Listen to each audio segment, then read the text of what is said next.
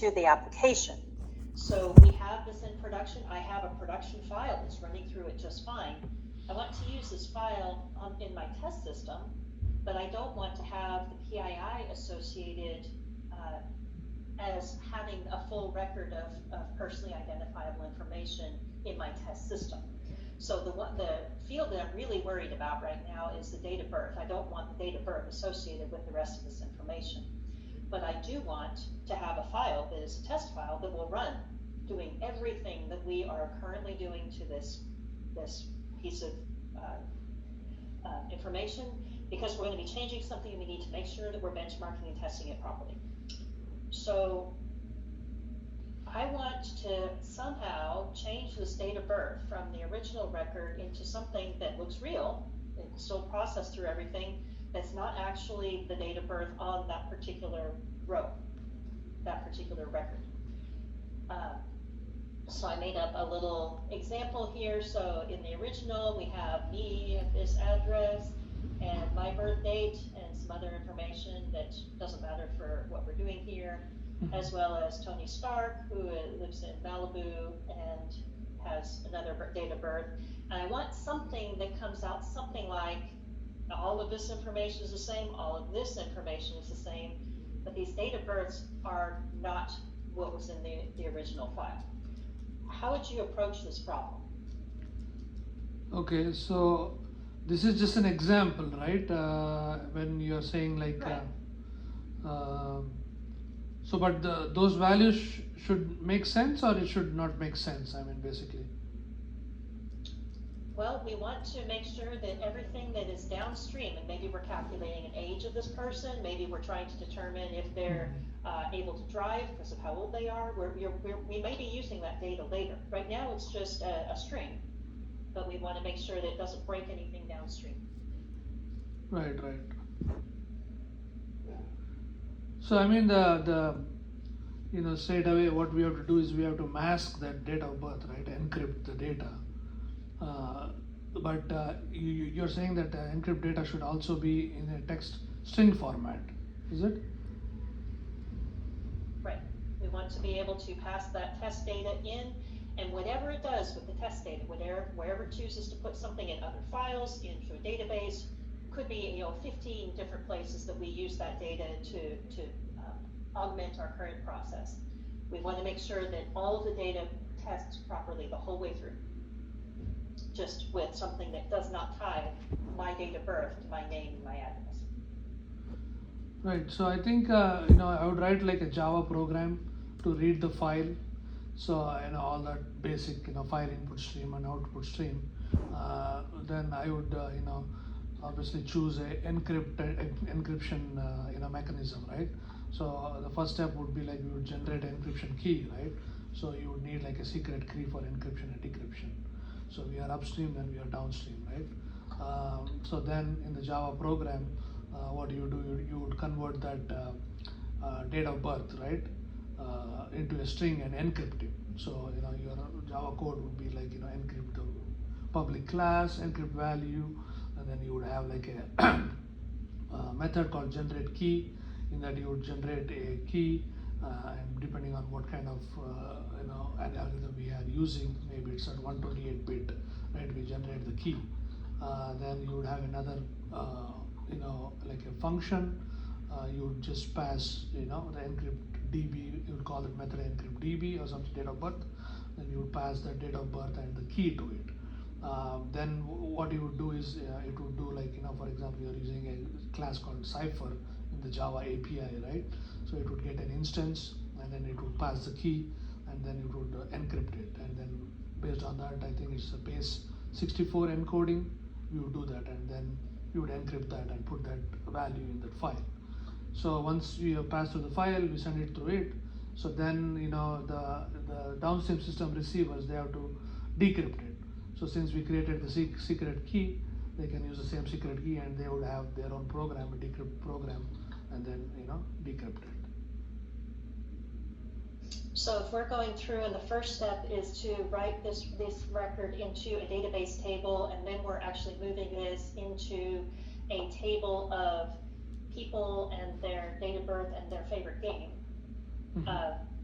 the process that you're talking about sounds like it would make our ingestion process more complicated, but would end up with the actual same date of birth still tied to my record in those tables.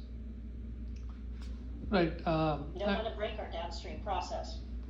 So I was under the impression that we were reading the data from the table, and then in our Java program, encrypting the date of birth, right, and putting it in the file, right, and sending the file to the downstream, and the downstream would read like in a file server location, right, somewhere in the box, and then the downstream system would decrypt that file, and that's how I envisioned that. But we need to be able to process this through our entire test system that is mirroring production without having the date of birth tying to the rest of my information, because we don't want our test database to be able to be compromised with those records intact.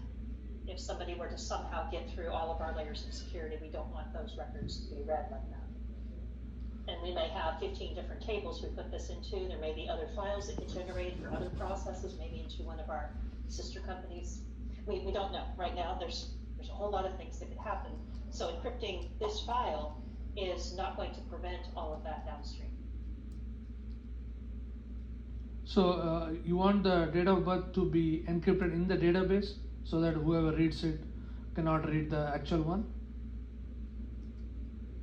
No, you were the one that brought up the word encrypted. I just want to make sure that this date of birth gets changed to some other value that works like a date of birth.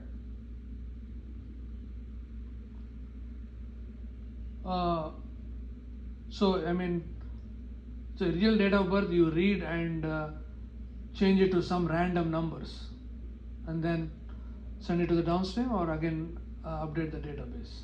That is what. Okay. Is that the? So with you, that's the start of a potential direction. So what would you do to do that? What sort of steps would you do for that? I mean, if any random numbers. Okay, so let me understand this, right? So there is a table with the database with date of birth, the real date of birth, right? But that is not. Well, it's actually a file. It's sitting in a file right now. Okay, A gotcha. file, multiple records, just like it's laid out here. Okay. All right. So it's in a file and it has a real date of birth, right? So we need to read that file and update to the database. And then the database should not have the. Whatever the system is doing. Right. Right. So I mean, the system can update it to the database, or the program can send it to the downstream directly. So there are two paths, right? Whatever the current system is doing, we want to make sure that this doesn't break anything, and that we can send test files so that as we're moving through, we can do our regression testing and make sure that everything else still works correctly. Because we have to change some part of that system right now. That we have a project to change part of it. Okay. Yeah, I mean, the same thing. I would like, if the data is whatever the file system is doing, if it's in the database, then I would, encrypt and store it in the database, and then, that's how the original date of birth is, encrypted. Okay. That is the end of my questions. I will pass it on to Brian. Thank you. Thank you. Thanks, Kristen. Senka, I really appreciate listening to all the input that you've had for Richard and Kristen's questions.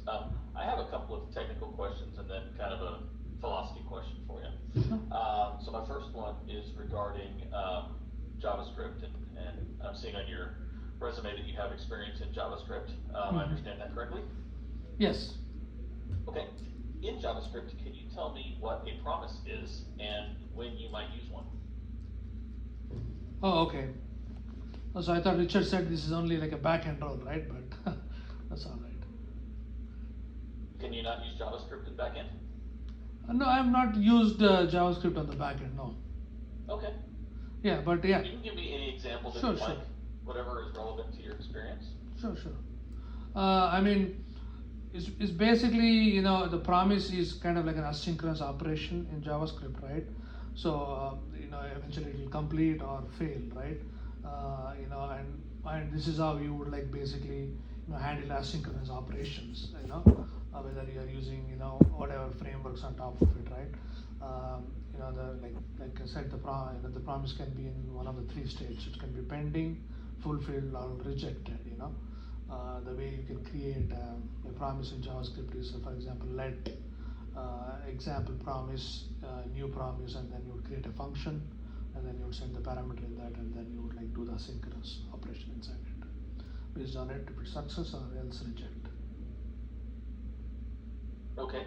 And you mentioned it being asynchronous and having some states that it could exist in. Right. Within JavaScript, if you needed to utilize a promise, but you needed to do so within a synchronous set of steps or a synchronous function, how would you go about managing that? Promise in synchronous. Okay, so you have to forcefully do it, right?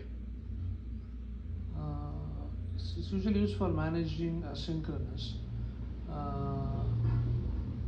So you'd have like a traditional callback. So you'd probably use like a synchronous promises. Say, for example, you would use like an you know, what is it, async wait kind of a mechanism. So you would create a synchronous promise, then again you would create a new promise. You know, then you would, inside of that you would have like a the code which is synchronous, right? Instead of having asynchronous, and then you would return it. Okay. All right. Very good. I'm going to share my screen for the second one here real quick, and it's going to be a little code snippet, and I think it's fairly straightforward, but I'll let you make that determination. Let me know when you can see my screen, black box with some code on a white background. Yes, I can see it, yes. Okay, great. So a little simple program. I think it's simple. Can you tell me what is happening with this program if we were to execute it? Sure. So there is a main class, and there are array of integers, and then those array of integers are you know, converted to a list, arrays as list. The first one, it is iterating through that using the regular for loop, and then if I is greater than 4, so then it would print. So in the first index, 7 is greater than 4, it would print 7, it would print 19, it would not print the 0, it would not print the 4, it would print the 100, 21, 16, and 5. So it would print the first for loop would print 7, 19, 100, 21, 16, and 5. Okay. And then the second one is you are using the Java Stream API. So it is basically doing the same thing. It's X filter, X is greater than 4, and for each system.out_print. So it is basically doing the same thing. It will print the same value. And the third one is you are using parallel stream. So parallel stream inherently it uses like you know, a different cores of your I mean CPU, right? So when this is a simple example, but if it is a long running process, then that would be faster. Okay. So that, interestingly enough, brings me to my next question about this. Since A, B, and C are all doing the same thing, can you tell me, or order them for me from fastest to slowest within these code blocks of which would, how they would perform? Can you rank that for me? Okay, stream versus for loop, right? I know that would be the contender here because the parallel stream is obviously the fastest. So I would say the fastest, the ranking is first is the parallel, and then the stream, and then the regular for loop. Okay. Are there any conditions, in your opinion, that could change that order? Any change in the code? You mean? Are there any conditions based on the code that you have? Is there any condition that could change that say would make the stream faster than the parallel stream, or the for loop faster than the stream? Okay. Or will it be CBA in all configurations? Yeah, that's an interesting question.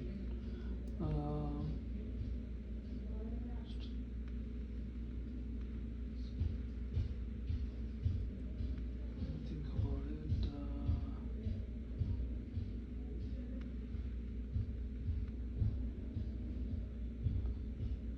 I mean, for smaller data sets, for loop would be like a better performance, so that I would change that for small data sets. And then, yeah.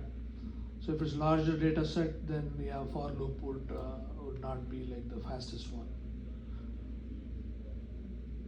Okay. How large do you think the data set, or how small do you think the data set would have to be in your estimation? I just want to hear your thought process. I don't care about the right answer. How small or how large do you think it would need to be if you had to estimate? I mean, there is no like kind of like a smaller. It depends on your CPU and your memory, configuration. Right? What is the heap size you have configured? I would say.